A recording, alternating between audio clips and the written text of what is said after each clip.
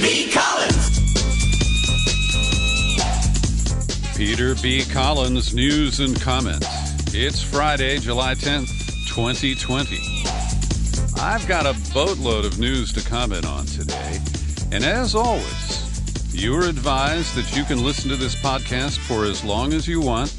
You can pause it, turn it off, come back, or decide not to return. I do not impose any guilt on my listeners.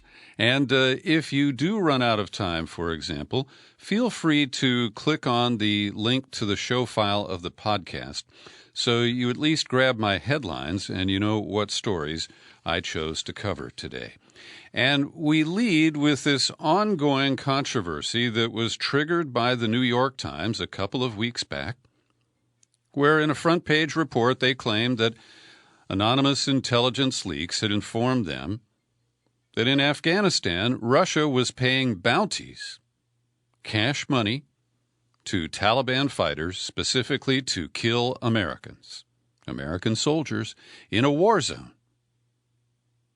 And my bullshit detector went off immediately. Well, Wednesday night and in Thursday morning's print edition of the paper, in an editorial, the New York Times significantly changed its tune, admitted that they didn't have much evidence, that they couldn't really prove that any Americans had been killed as a result of this alleged bounty program, and that they seemed to have some regrets that the story was being used to pass legislation to keep American forces in Afghanistan, even at the paltry level of 8,000 plus, possibly for almost fucking ever. And so I begin today with some comments that I recommend you follow the links and read the full articles. First up, Patrick Martin.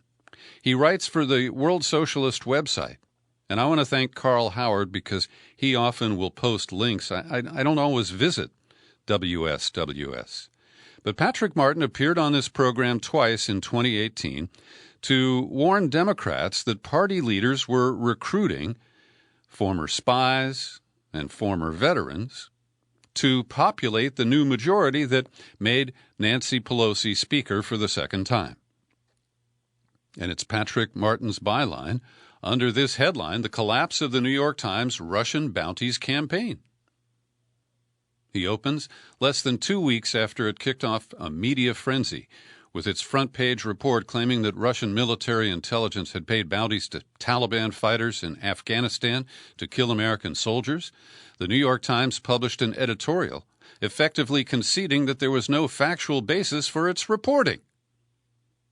And this is what I call yellow journalism. The editorial appeared on Wednesday, July 8th, one day after General Frank McKenzie, the commander of CENTCOM, told the press there was no evidence that any U.S. soldiers had been killed because of the alleged Russian bounties. I didn't find there was a causative link there, McKenzie said. The intel case wasn't proved to me. McKenzie was speaking by phone to a group of reporters, including the Associated Press, which ran a report, but the New York Times did not report his comments, which diametrically contradicted the newspaper's own reporting of June 27th. So then an editorial that appeared in the print edition on Thursday was posted late Wednesday night on the Times website under the headline, Don't Let Russian Meddling Derail Afghanistan Withdrawal Plans. So they had some sort of regret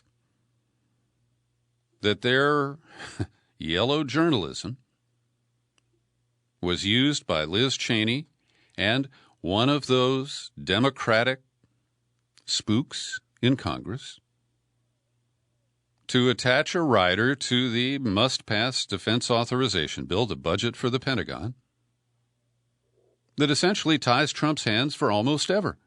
It sets standards that cannot be met for the complete withdrawal of U.S. troops from Afghanistan. And continuing with Patrick Martin's article, the editorial begins with the admission there's a lot still missing from the reports that Russia paid for attacks on American and other coalition forces in Afghanistan. That's why it's critical that emotions and politics be kept at bay until the facts are in. And Martin intones, this appeal for waiting until the facts are in is remarkable, since the Times itself had claimed to be in possession of the facts about alleged Russian efforts to murder American soldiers, citing unnamed intelligence officials. And it gave the signal for a vast media campaign aimed at whipping up very specific emotion: hatred of Russia. And more Americans fell for this stunt, even though, as Martin continues, the editorial further admits there was no independent reporting to back the claims of Russian bounty payments. Instead, its articles cite intelligence findings. In other words, Martin translates, the Times served as a conduit for unnamed officials, apparently in the CIA, who leaked uncorroborated and disputed claims allegedly based on the interrogation of prisoners captured in the war with the Taliban.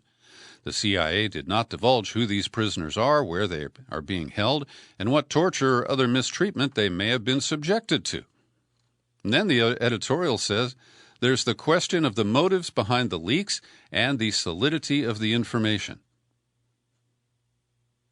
And the Times should have established that before it engaged in this ugly act of yellow journalism. Then we turn to the sassy Aussie, Caitlin Johnstone. Overall, 60% of Americans in a recent poll said they found reports of Russian bounties on American soldiers to be very or somewhat believable, and only 21%, I guess I would have been included if the pollsters had called me, said that they were not credible. And Johnstone says those 21% are objectively correct. The story is not credible, not even close.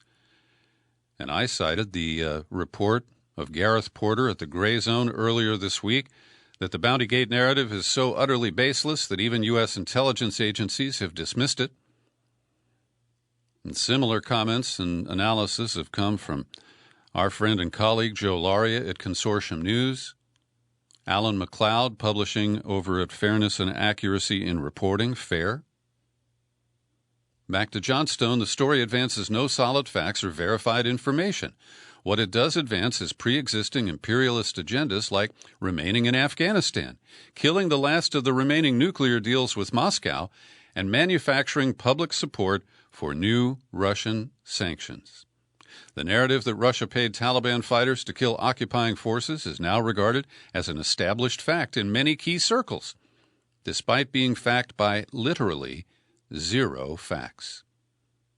And she denounces the mass media's unconscionable facilitation of a brazen Cold War psyop.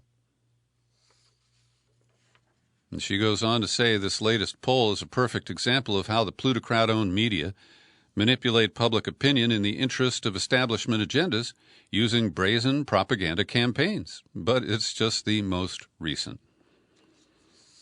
So I encourage you to read her piece, as always. She is quite on target. Then there's Glenn Greenwald over at The Intercept. And he published on, yesterday. Yeah. He concedes that he suffered through 14 hours of C-SPAN watching hearings of the House Armed Services Committee. And as they passed what I consider to be a grotesque $740 billion military spending package, they included the pro-war amendment from Liz Cheney and Jason Crow.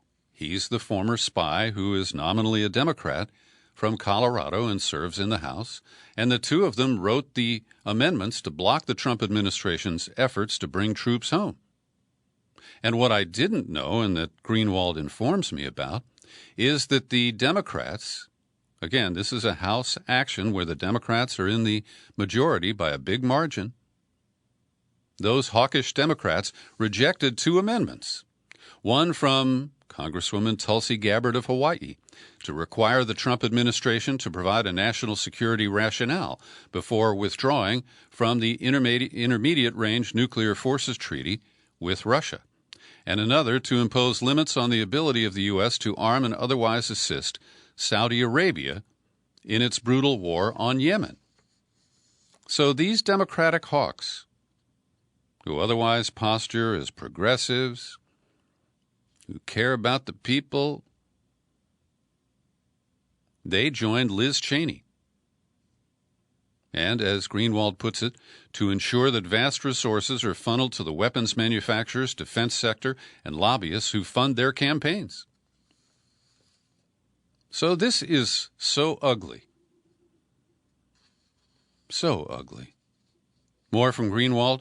In reporting on the approval of this military budget, I watched all 14 hours of the committee proceedings. Now that is dedication. It was revealing about how the U.S. government really functions, who the culprits are, what their motives are, and he tags Adam Smith, the chair of the House Armed Services Committee, of course handpicked by Speaker Pelosi, who has a long record of supporting pro-war policies, from the invasion of Iraq to numerous Bush-Cheney war on terror transgressions to blocking reform of the NSA. And one more cite from Greenwald related to Jason Crow, the former veteran. I guess I called him a spook, and maybe that's unfair. He's an Iraq War veteran. And when he was running, Steny Hoyer, the number 2 in the Democratic power structure in the House, went to Denver to elbow a more progressive candidate out of the way in favor of Jason Crow. So this is not accidental. This is by design. And this is why I am not a Democrat. I left the Democratic Party over 20 years ago. And I'm never sorry that I did. So, I began by reporting from Patrick Martin that the New York Times editorial basically walked back the claims of the news columns that had appeared less than 2 weeks prior. But here we are a day and a half later, and in Friday's print edition of the New York Times, they report on yesterday's hearing on Capitol Hill at the Armed Services Committee, where Defense Secretary Mark Esper was made to dance on hot coals over the Bountygate story. They also have General Milley, who is the chair of the Joint Chiefs of Staff, who managed to say this: if in fact there are bounties, I'm an outraged general. If in fact there's bounties directed by the government of Russia or any other of their institutions to kill American soldiers, that's a big deal. Notice he said if. But the Times treats it all as fact now.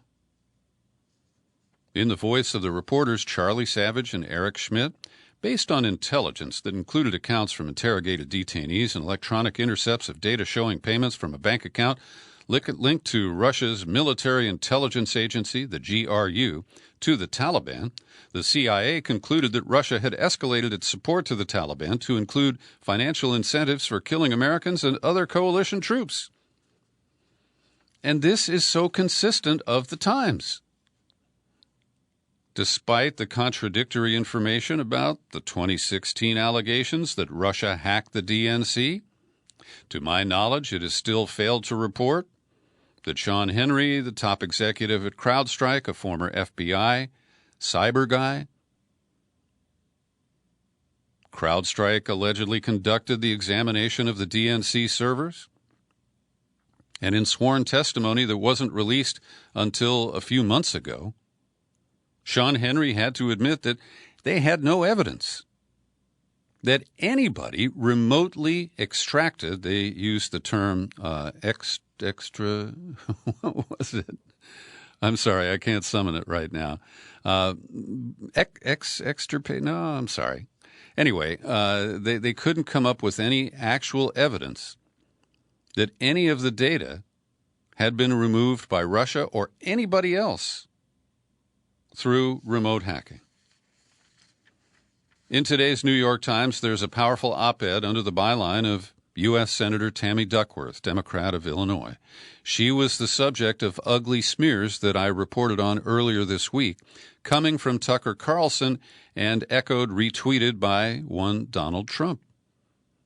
They attacked her patriotism because she said she was open to discussion about the Founding Fathers and revisiting some of their ugly characteristics, most notably that they were slaveholders.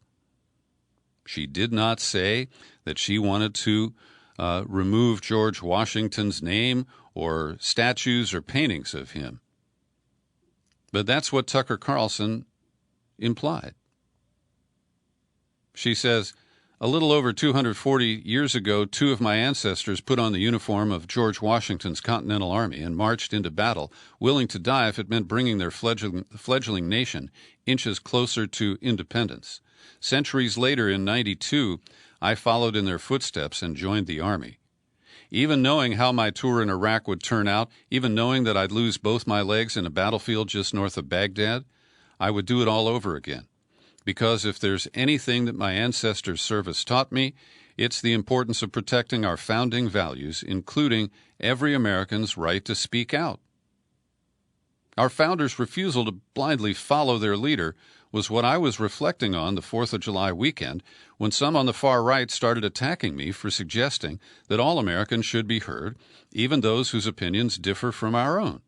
Led by Tucker Carlson, egged on by Trump, they began questioning my love for the country I went to war to protect, using words I never said and ascribing a position to me that I do not actually hold.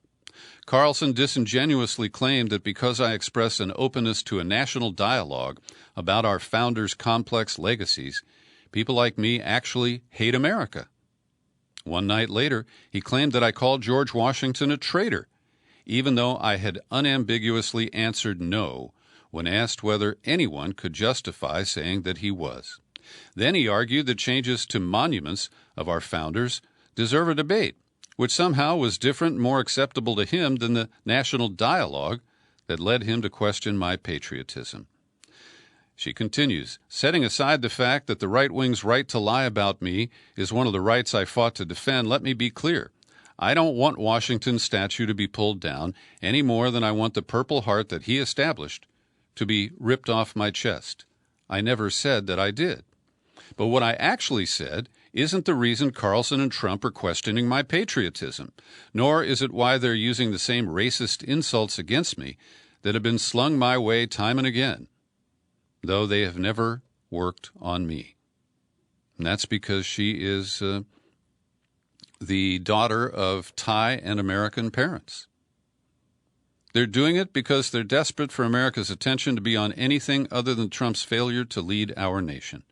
It's better for Trump to have you focused on whether an Asian American woman is sufficiently American than to have you mourn the 130,000 Americans killed by a virus he claimed would disappear in February. Now here comes the part where she goes off track because of the Russia Bountygate story. Quote, it's better for his campaign to distract Americans with whether a combat veteran is sufficiently patriotic than for people to recall that this failed commander-in-chief has still apparently done nothing about reports of Russia putting bounties on the heads of American troops in Afghanistan. And one more quote, they should know, though, that attacks from self-serving, insecure men who can't tell the difference between true patriotism and hateful nationalism will never diminish my love for this country or my willingness to sacrifice for it so they don't have to. These titanium legs don't buckle. That's pretty powerful stuff. Let me take a break from bashing the New York Times for a moment here to praise their Friday editorial, which echoes the comments I made yesterday about the Supreme Court ruling regarding Trump's tax returns. And I agree that there is a critical decision from the court that the president is not above the law, and that was a unanimous position.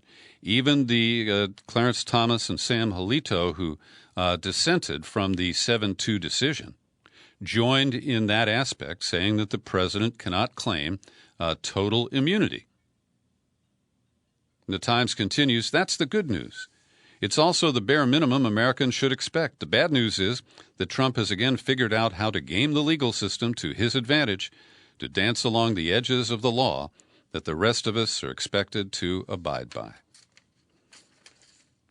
So I get emails from the polling firm Ipsos, and one of its pollsters includes comments. His name is Clifford Young. And in Cliff's take this week, it's headlined The Great Unraveling. And his comments start with this: Trump is in a funk. Many analysts have seriously discounted his chances in November. It is all Biden these days. Trump's numbers truly stink. Whether we look at the horse race polls or his approval ratings, the news is not good. Trump's superpower, the inability to feel shame, and the ruthless application of his shamelessness, has now become a cringe-worthy criticism for many as he fumbles to find his message. So he shows charts here that, for example, trust in the federal government is a significant concern of most voters, and the trust in government under Trump by Republicans has dropped to 58%, was once at 74%, and the percentage of Americans who approve of the way Trump is handling the pandemic response has dropped from 90% just a month ago to 78% today. Only 33% of independents and 7% of Democrats approve of the way he is handling it. So he sees that, the pollsters do, as a very important issue. And in the ability to restore trust, Biden gets a paltry 41%, but Trump is even worse at 31%. And the Washington Post, again, based on comments from unnamed White House advisors, say that Trump doesn't bother with pleasantries when people come into the Oval Office or wherever he happens to be. He just begins whining with his woe is me ramble. And he blames the media, the sick, twisted police officers in Minneapolis who have made his life miserable. And, of course, the China virus. Yesterday, he used the exact same kind of comments or language that he has used to refer to Russiagate, where, as you know, I believe he has a point in calling it a witch hunt or a hoax. But he used the same to talk about the Supreme Court. Political witch hunt. The decision was not fair to this presidency. Courts in the past have given broad deference, but not to me. So he is indeed our victim in chief, and he plays that card very hard. And the white grievance that he has promoted by lifting Richard Nixon's law and order mantra, I got that in one of those unsolicited tweets yesterday.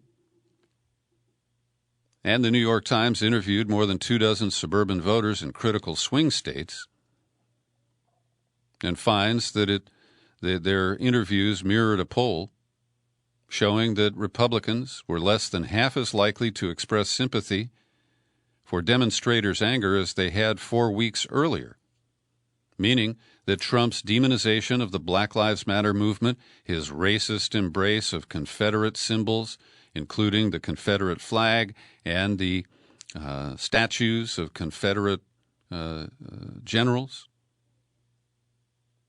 it is persuading white voters to kind of dial back their sympathy for African Americans and police brutality. And today, as I often do, because somebody has to, I mean, if Greenwald can watch 14 hours of C-SPAN, I voluntarily listen to about 14 minutes of Rush Limbaugh on my way to the secret studio every day. And today, he was once again maximally defending Trump, saying that there's no white supremacy in this country, there's democratic supremacy. There's no systemic racism. This is a failure of liberalism. He asks, why do blacks keep voting for Democrats? And he labeled the Black Lives Matter movement as Marxist communist. And then he cited a commentary which I managed to dig up on the internets, and I linked to it in the show file for this podcast. It's under the byline of Conrad Black. And I don't expect most of my listeners know who the hell Conrad Black is. He is a criminal. He was convicted of fraud. And he's actually a Canadian national and a newspaper publisher in Canada. In order to pay back the pardon that Trump visited on him, he is sucking up big time. So he writes, in the last 4 months, the U.S. has endured the greatest public health crisis in a century. And Trump's innumerable enemies are sinking into an almost resigned state of gloom about his re-election. He joins Limbaugh in suggesting that Democrats want more people to die, want schools not to open. They want as much disaster as the COVID-19 can generate, but only for political reasons. In the endless Democratic media celebration of the increasing speed of the illness in a majority of states, he writes, there's almost no mention of the fact that the national fatality rate has declined by about 80% from its high in March and is still declining.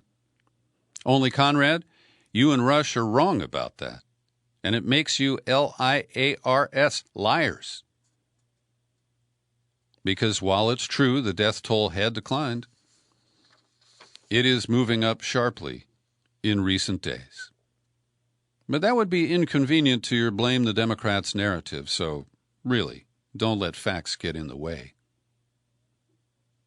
And then Conrad Black, again, a convicted criminal.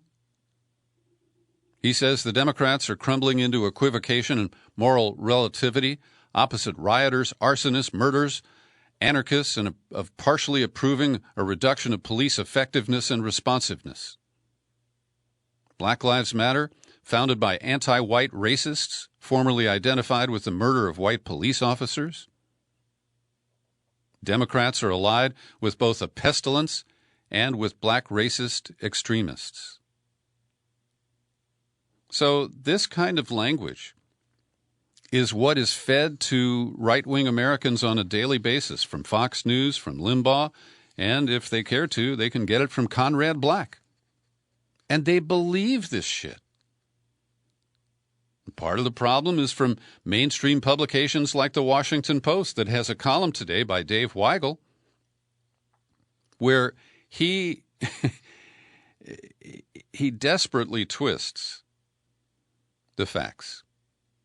All right? He is referring to the task force that Joe Biden formed with some Bernie Sanders supporters and other people, including a bunch of lobbyists, and that they came up with some modest tilts to the left for the Biden campaign. Medical marijuana, but not legalization for adult use. A nod toward police issues, but nothing terribly explicit. And in my view, it is a severely watered-down version of the Sanders agenda. But the Unity Task Force is spun by Dave Weigel at the Washington Post as Biden happily inheriting a party that has moved to the left. So Sanders himself said, I think the compromise, if implemented, will make Biden the most progressive president since FDR. And Bernie, I love you, but that's bullshit. So then, Weigel writes, Republicans quickly repurposed Sanders' answer to describe Biden as a cat's paw for the country's resurgent socialist movements. Kevin McCarthy, the terminally inarticulate leader of the Republicans in the House, this is surrendering to the socialists, he said. The Republican National Committee highlighted sentences taken directly from some of Sanders' campaign white papers to accuse Biden of plagiarism.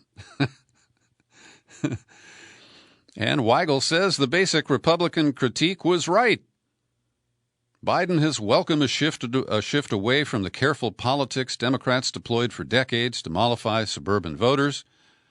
Under his proposals, millions of voters are offered a new government health care plan. Millions more are offered federal housing and housing assistance. So this twists reality, and it restripes the center line of the road over to the right shoulder and paints everything to the left of the right shoulder as dangerous. Media malpractice. It's a real scourge of this era. I've got a fresh report from our correspondent in Seattle, Jonah Leto. And this is some pretty significant news. Last night, a majority of Seattle City Council members indicated support for defunding the Seattle Police Department by 50% in principle. Now, the vote has not been taken, but a group of council members declared support for the decriminalization plans established by King County Equity Now, and another group decriminalized Seattle, including a 50% budget cut of the $400 million SPD budget. One council member, Lorena Gonzalez, apologized for supporting police budget increases in the past. Other colleagues had previously announced their support of the core demand from the Capitol Hill protesters, the CHOP, for the 50% cut. But the brakes are on from the mayor's office. Jenny Durkin and her deputy mayor, Mike Fong, warn of implementation issues. And I'll pause to say that I acknowledge that things are not as simple as cutting 50% of the budget. Does that reduce the number of officers on the street? And will it terminate the younger officers who don't have seniority, who might be less jaded than the older officers? Now, that's a generalization, but I think you understand my point. And Jonah continues, fears and concerns are being raised about the cut's impact on policing. At the same time, supporters of the budget cuts stress that police will also be relieved of numerous responsibilities, and one of those would be that the police department would not run the 9/11 emergency response service. That would be given to a separate agency. So Jonah reports the three demands of the CHOP were to defund by 50%, provide support for community relief with that half of the newly available budget, and to free all protesters. As of July 10th, with council announcements on budget cuts, all three demands are finally being responded to. According to public radio KUOW, the jail website can give a wrong impression of the number of protesters still jailed. When asked about the more than 70 who were arrested, prosecutor Mark Satterberg says all nonviolent protesters are now released.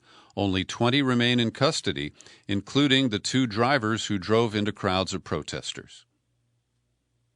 And on July 9th, lawyers representing a group of protesters claimed that Seattle police violated a federal court order on crowd control by using chemical weapons on peaceful protesters. In a letter sent to the city attorney, prior to filing a motion, the lawyers laid out some of their claims. Though there's an exception for violent protesters in the order, the protesters were sleeping at the time, so the only issues seem to revolve around the alleged possession of weapons, if any. Jonah, thank you for that report. And I learned today from the New York Times that all the way over on the East Coast, there is some sort of an effort that's perhaps inspired by the CHOP in Seattle. It's called Occupy City Hall, and it began last month with a demand to cut $1 billion from the New York Police Department's budget.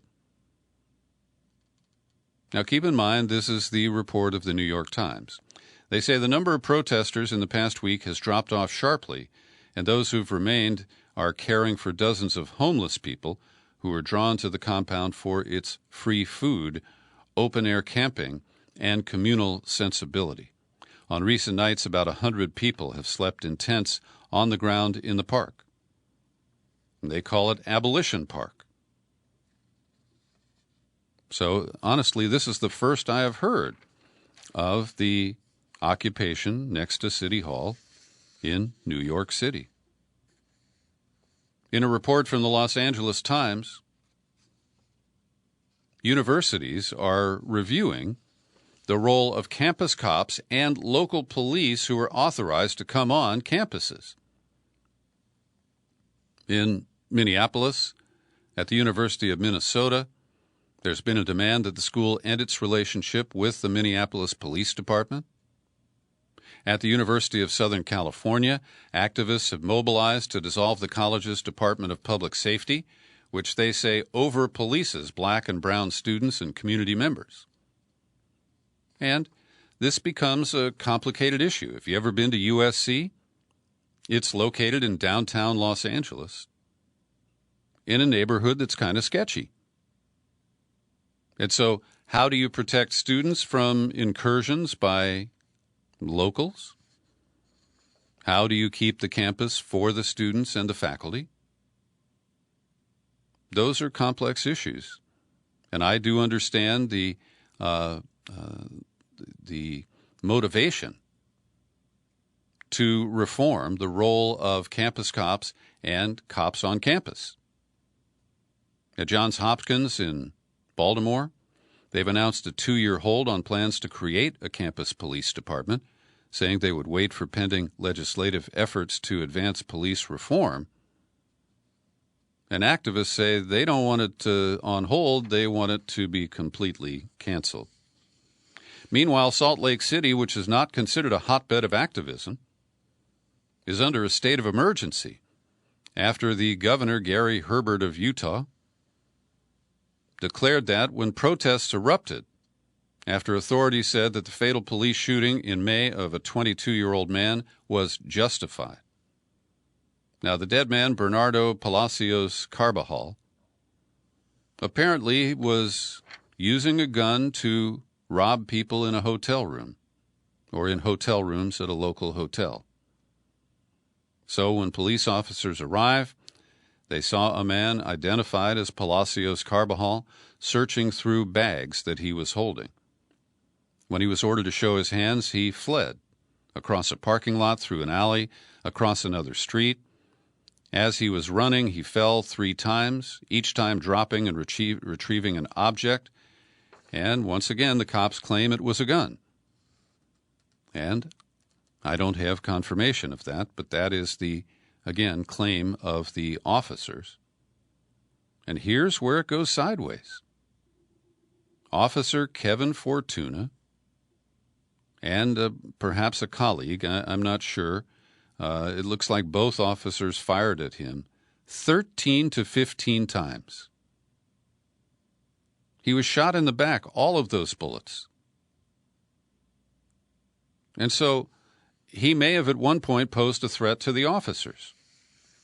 And this is like the case of the 18-year-old security guard that we talked about yesterday, who was shot and killed by the L.A. County sheriffs. His name is Guardado. And while he did appear to have a weapon as part of his duties as a security officer, and he did flee from police, there is no indication that he tried to fire at them. And they pumped 5 bullets into his back, and a 6th grazed his arm. Whatever happened to a warning shot? Whatever happened to shooting people in the legs? I mean, Joe Biden got criticized for suggesting that. But shooting to kill and shooting 15 bullets into a suspect for a petty theft who didn't appear to pose a threat to the officers, this cannot be justified. But in Utah, the cops will not be prosecuted. We're getting a second report from the L.A. County Sheriff's Department, their second investigation into the hanging death of a black man named Robert Fuller, age 24, whose body was found hanging from a tree in Palmdale last month. That's in North Los Angeles County. And these reportedly confirm the original investigation that suicide was the cause of death. Now, in the reporting that I am reviewing here and sharing with you, we are told that Mr. Fuller had a documented history of mental illness, intentional self-harm. He had been admitted to hospitals in California, Arizona, and Nevada after expressing suicidal notions. And they cite at least one attempted suicide. But that does not establish how he died. He was found hanging from this tree, but there's no apparent way that, he had a ladder or a chair that he kicked out in order to hang himself.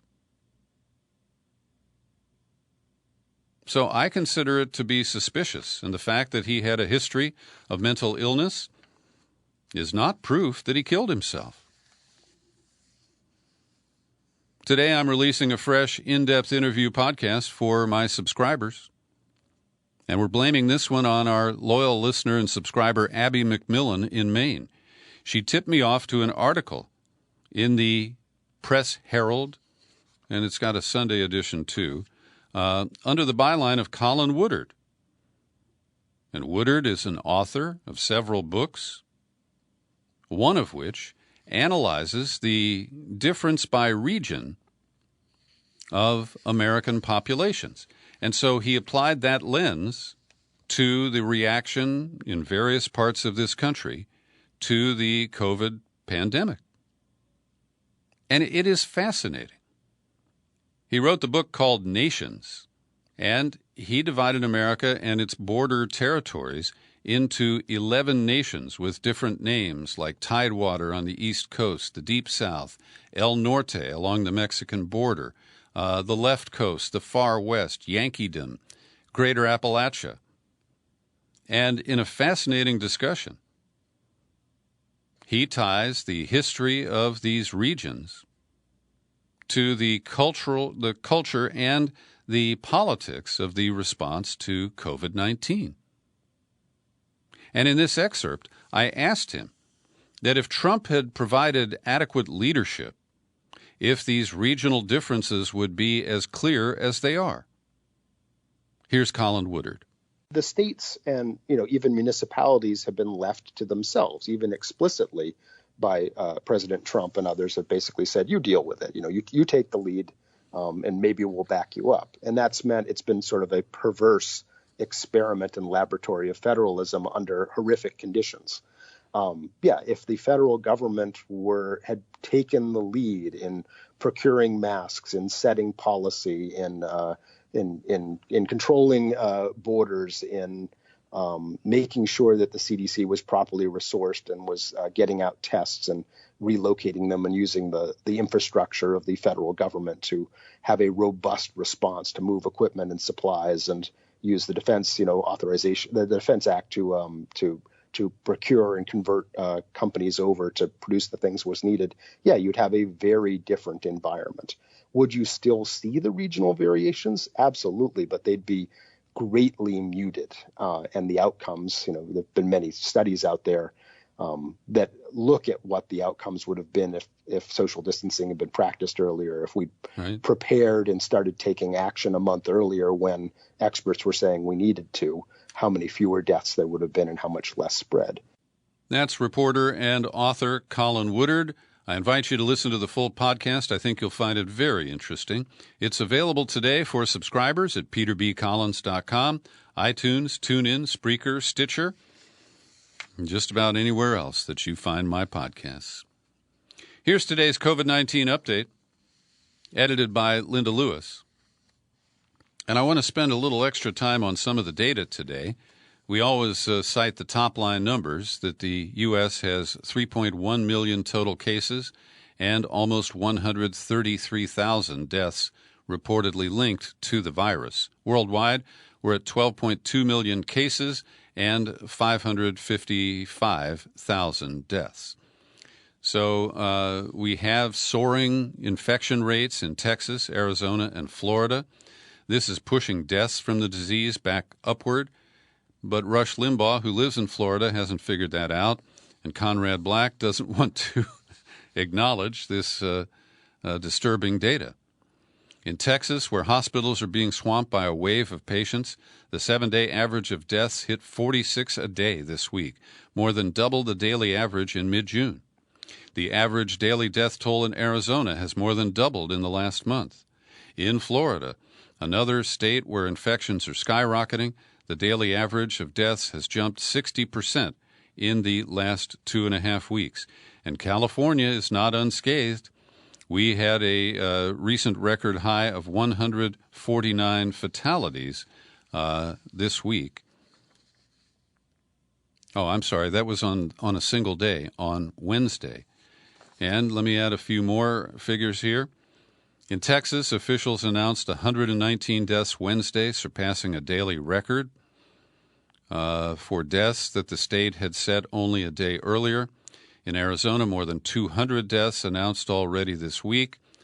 The seven-day average in the United States reached 608 on Thursday, up from 471 earlier in July, but still a fraction of more than 2,200 deaths that we were averaging each day in April, when the death count in New York was hitting 1,000 per day. Also, 6 states set single-day records of cases on Thursday: Alabama, Idaho, Missouri, Montana, Oregon, and Texas. And we're having another shortage of critical supplies, this time for the expanded testing that we desperately need. In California and Nebraska, some testing sites were forced to close down because of a shortage of chemical reagents and other supplies. Arizona and South Carolina reported slower turnaround times for test results. They're backed up. In New York, private labs take up to a week to return test results. And during that time, somebody who is unsure can be infecting other people. In Oregon, supply shortages with certain testing machines are slowing the volume of tests that can be done in at least 9 hospitals. And Linda has a quote here from Dr. John Brownstein, Chief Innovation Officer at Boston Children's Hospital and a Harvard professor of epidemiology. Our inability to ramp up testing prevented us from mitigating the impact on morbidity and mortality. And now our lack of test availability and timely diagnosis 5 months into the pandemic will directly contribute prolonging this first wave. So we're in a situation that frankly is getting worse. And a lot of it relates to the very poor response by the federal government. Chinese customs officials have reported that samples of shrimp imported from 3 Ecuadorian plants to China tested positive on the inside and outside of the packaging. Imports will be halted from those sources. Quote, the test result doesn't mean the virus is contagious, but reflects the loopholes in companies' food safety regulations, said the Chinese Director of Food Import and Export Safety.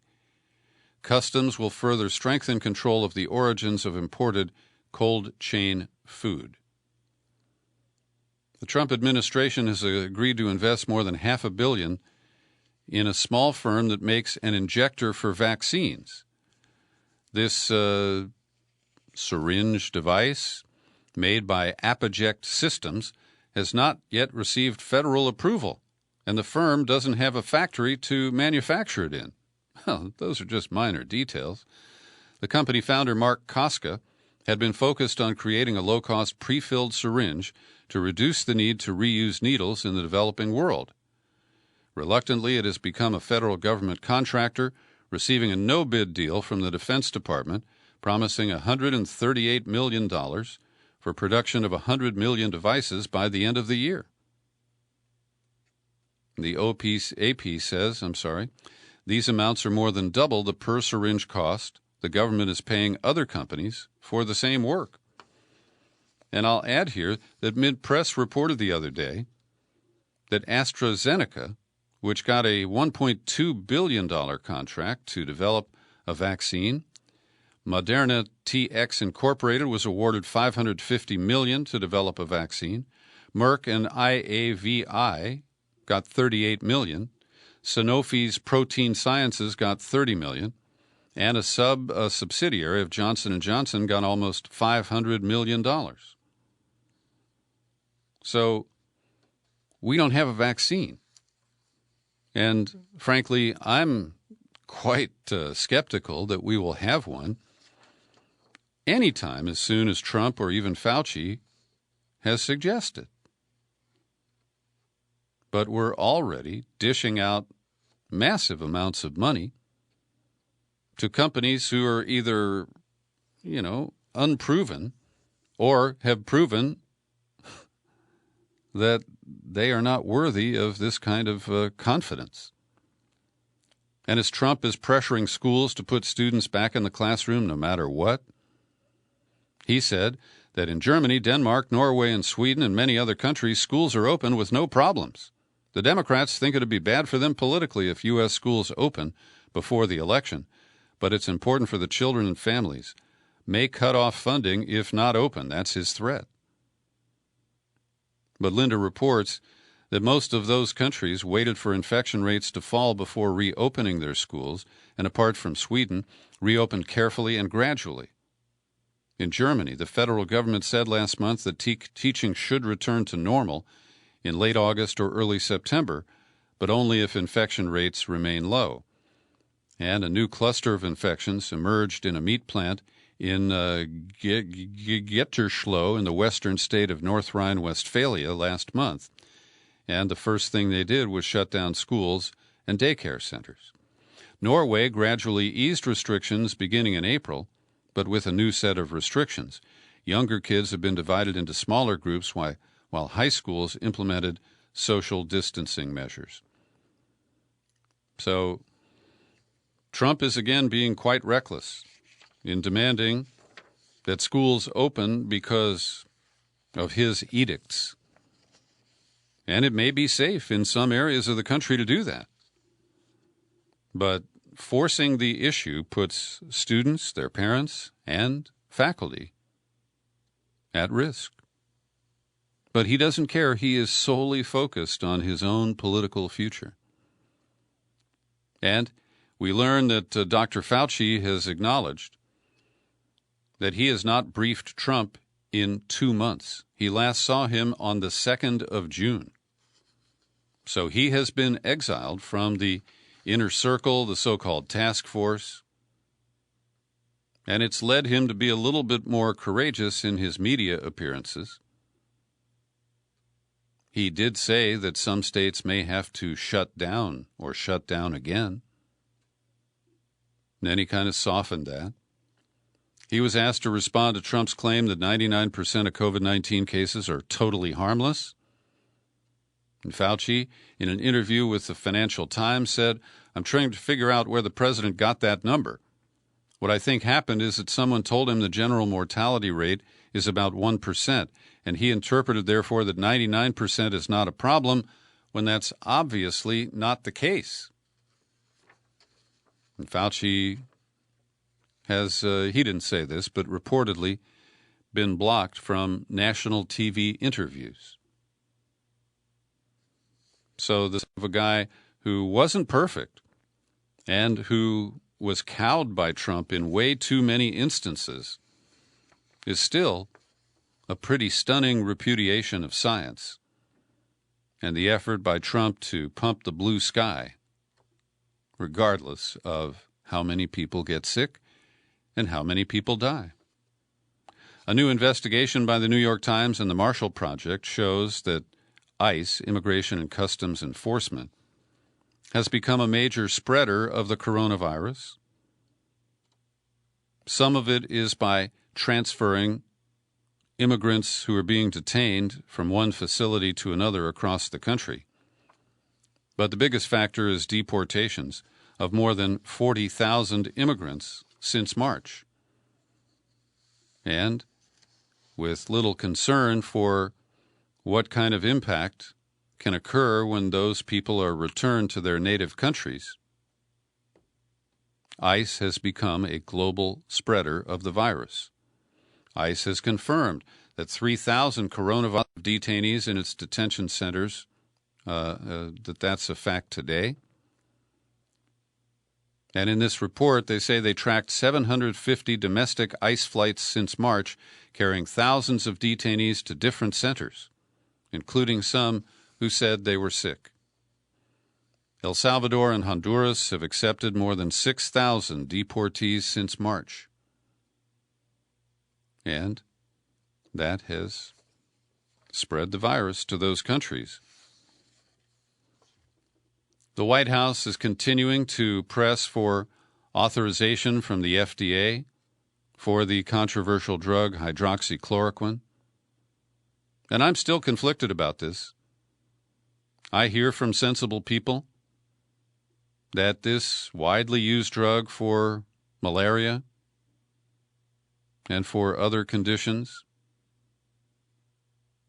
is not only safe because people who use it for malaria don't show the heart risk side effects that have been cited. And Peter Navarro, who is an opportunist advisor to Trump on trade with no background on medical issues, has been the front man demanding that the FDA reapprove the distribution of hydroxychloroquine. And part of the reason is that the Trump administration has hundreds of thousands of doses of this drug that it bought because Trump was high on it. Well, maybe that's not the way to put it. I don't think it gets you high. But you know what I mean. And in the voice of the Washington Post, scientists have widely criticized the new study from Detroit's Henry Ford Health System that showed promise using the drug as flawed. And just weeks before the FDA revoked its emergency authorization for HCQ, the Henry Ford study was released. So this has put the head of the FDA, Stephen Hahn, on the hot seat. And I saw the clip of him from one of the Sunday political shows where, after being played the clip of Trump saying 99% of cases are harmless, he went, well, limp with Jell-O. So Trump's intimidation of the people who would otherwise, I think, be just saying what they believe is, well, I think it amounts to criminal behavior. Just down the street from me at San Quentin State Prison, the notorious lockup, there was a protest yesterday that drew a lot of state lawmakers. They demanded that Governor Gavin Newsom come and tour the prison. He has not so far. Since the big outbreak, where more than half of the prisoners at San Quentin, who comprise more than half of the inmates statewide who've tested positive for the virus. We now have 7 fatalities, including 5 from death row.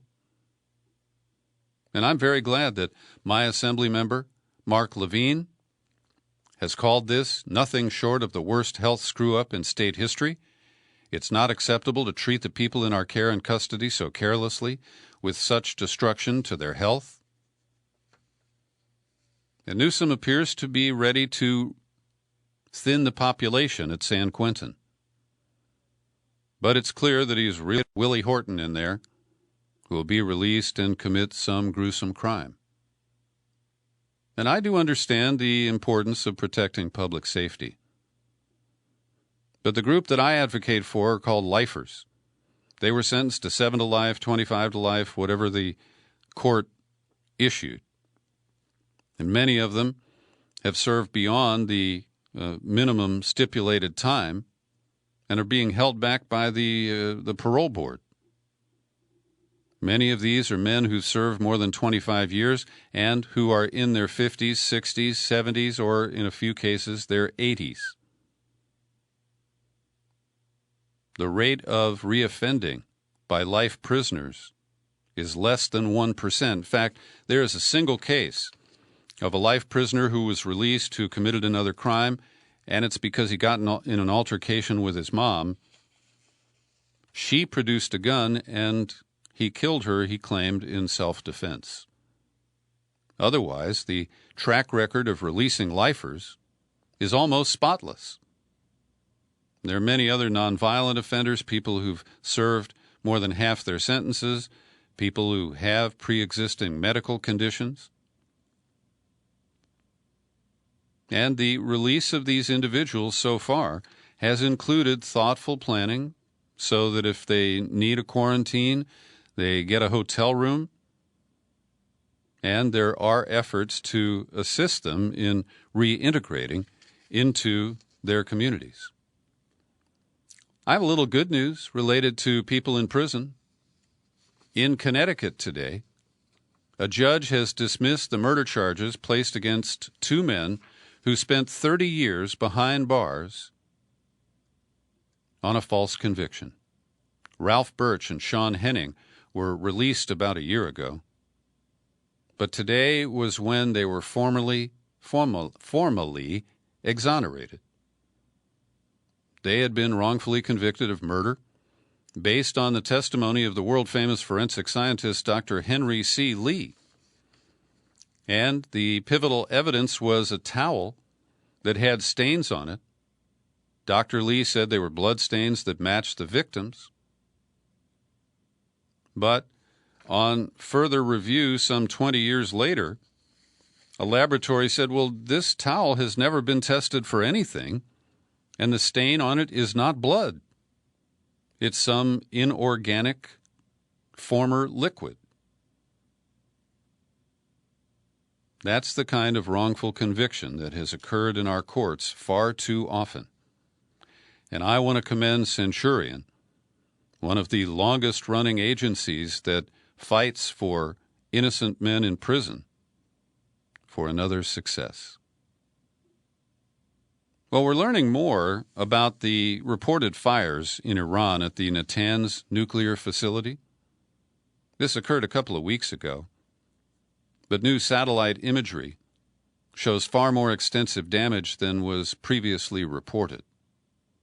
And Tehran seems to be playing down the damage, and the American media, presumably based on leaks from American and Israeli. This report in the New York Times merely cites two intelligence officials without saying whose intelligence they work for. But they're claiming that this was an attack, presumably from the U.S. and or Israel, that could set the Iranians back 2 years on nuclear enrichment programs. This is an act of war, and so was the Stuxnet. During the Obama administration, I think it was called the Olympic Project or something like that. But they were able to use cyber weapons to cause centrifuges at Natanz to blow up. And Obama was more clever, less obvious, and just as deadly. Well, today Trump is in Florida at his Doral Golf Resort, where he is pandering to Venezuelan emigres and expatriates, pushing regime change in their native country in an effort to replace the duly elected leader, whose name is Nicolas Maduro, with the U.S.-backed would-be replacement, Juan Guaido. And this week, Leonardo Flores published a very interesting article at Mint Press News comparing the positions on Venezuela of Donald Trump and Joe Biden. And he said there are only two policy differences. One is about the temporary protected status for immigrants, and Biden supports TPS for Venezuelans, while Trump and his allies in the Senate have blocked it. There are an approximate 150,000 Venezuelans in the United States who are either undocumented or here on expired visas. The other difference is the border wall, which is now being funded in part by funds that we stole from Venezuela.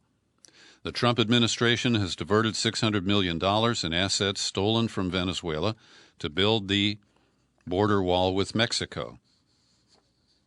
And apparently, Biden is actually opposed to that. I don't even know if he's opposed to the wall. But beyond that, the Democrats and the Republicans are pretty much identical in regime change for Venezuela.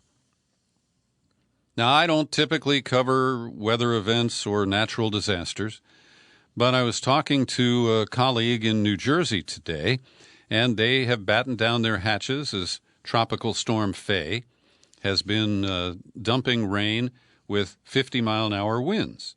And this has led Trump to cancel his plan for a rally in Portsmouth, New Hampshire, or maybe it was Manchester, coming up this weekend. The forecast indicates that the storm is not expected to reach New Hampshire, so you can decide that for yourselves. But maybe he got one of those maps from the Weather Service and used his Sharpie to extend the range into New Hampshire.